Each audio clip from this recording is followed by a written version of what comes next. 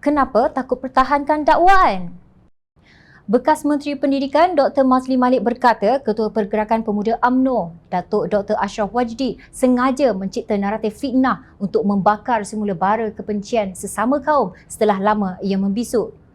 Saya berhasrat untuk tidak membiarkan budaya fitnah ini senang-senang dijadikan propaganda murahan untuk meraih undi.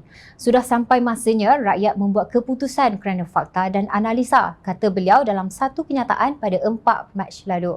Beliau berkata naratif kononnya Pakatan Harapan mengubah silibus sejarah tingkatan 4 masih diwar-warkan sehingga ke ceruk kampung. Tiada langsung bukti yang menunjukkan Pakatan Harapan masuk campur dalam mengubah pengisian buku teks tersebut. Saya telah menyanggahnya dengan mengemukakan semua bukti yang menunjukkan bahawa silibus buku tersebut telah diluluskan di zaman Barisan Nasional lagi, iaitu pada 2017 bidas Mazli. Namun di dalam sesi live Ashraf Wajdi pada 26 Februari yang lalu, beliau menyebut bahawa Parlimen dibubarkan pada 7 April 2018. Sedangkan, kata Mazli, semua orang tahu selepas Parlimen dibubarkan, Barisan Nasional masih lagi kerajaan caretaker. Begitulah gigihnya Ketua Pemuda UMNO itu cuba menegakkan benang yang basah. Mazli berkata, walaupun namanya tidak disebut tetapi sebagai Menteri Pendidikan ketika itu, beliau bertanggungjawab kepada tuduhan tersebut dan memberikan jawapan balas. Sepatutnya segala fakta dan bukti yang saya kemukakan dibalas balik dengan bukti dan fakta yang beliau ada, bukan putar belit sana sini. Ini hanya menunjukkan bahawa beliau tiada bukti dan fakta, yang ada hanya fitnah dan tuduhan kosong, ujar ahli Parlimen Simpang Renggam itu. Mazli kini mengambil tindakan undang-undang terhadap Ashraf dengan menghantar surat tuntutan untuk mengelakkan fitnah yang sama diulang-ulang sehingga boleh dipercayai oleh sesetengah pihak. Beliau juga mengajak Ashraf untuk mengadakan dialog terbuka dan Sinar Harian sudah menyatakan kesediaan untuk menganjurkannya. Namun, kata Mazli, beliau diberitahu oleh penganjur bahawa Ketua Pemuda UMNO itu menyarankan agar tajuk diubah, bukan lagi bicara tentang tuduhan yang beliau mulakan tetapi bicara tentang politik. Saya telah menjawab tidak bersetuju dan dengan tegas meminta agar kita berdialog tajuk yang pada asasnya beliau timbulkan, kata Mazli. Tetapi sehingga 4 Mac lalu, beliau masih tidak menerima apa-apa persetujuan daripada Ashraf. Kenapa takut untuk mempertahankan dakwaan yang beliau sendiri mulakan? Soal Mazli.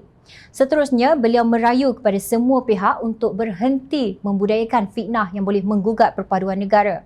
Hari ini saya kena, esok siapa pula? Soalnya. Menurut beliau, jika kita berhenti memfitnah dan menuduh sesuka hati, sebaliknya fokus kepada membantu rakyat dan bekerja untuk meringankan beban rakyat yang sedang sengsara sekarang ini, tentu sudah banyak yang boleh kita selesaikan. Itulah sebenarnya cara yang terbaik untuk raih sokongan rakyat. Bantu mereka, bukan timbulkan kebencian sesama mereka. Kita pemimpin, baiklah rakyatnya, ujar Mazli. Sebenarnya, menasihati orang yang sudah dirasuk berbalisme dan rasisme melampau hanya ibarat mencurah air ke daun keladi. Otak yang dirasuk berbalisme akan mereput perlahan-lahan dan hati yang diserap rasisme akan menghitam tanpa bentuk lagi. Bukannya golongan ini tidak pernah diingatkan oleh Allah. Malah Mufti Perlis Datuk Muhammad Asri Zainul Abidin yang kini mendukung Kerajaan Tubuh Atap, Perikatan Nasional turut memetik peringatan Allah dalam surah Al-Hujurat yang bermaksud, wahai manusia, sesungguhnya kami telah menciptakan kamu dari lelaki dan perempuan dan kami telah menjadikan kamu berbagai bangsa dan bersuku puak supaya kamu berkenal-kenalan. Sesungguhnya semulia-mulia kamu di sisi Allah ialah orang yang paling bertakwa di antara kamu. Sesungguhnya Allah Maha mengetahui lagi Maha mendalam pengetahuannya. Surah Al-Hujurat ayat 13.